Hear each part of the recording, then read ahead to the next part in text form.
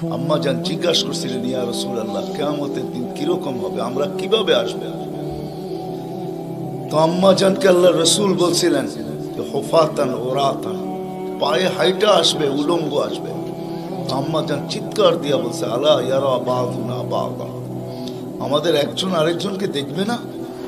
আল্লাহ রসুল আম্মা জানের কোলে শোয়া ছিলেন, উঠা বসছেন, চেহারার রং পরিবর্তন হয়ে গেছে, আর বলছে, আয়েশা ইয়াউমুন আসির, আয়েশা বড় কঠিন দিন।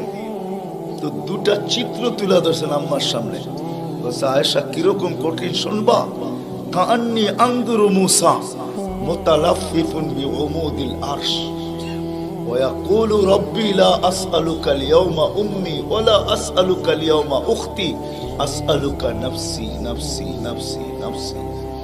বলছে, আয়েশা এরকম কঠিন দিন আমি দেখতেছি যেন মুসা আলাইহিস সালাম আরশের খুঁটি ধরে চিৎকার দিতেছে আর বলতেছে, আল্লাহ আজকের দিনে মাকে চাই না, বোনকে চাই না, চাই আমাকে বাঁচান, আমাকে বাঁচান।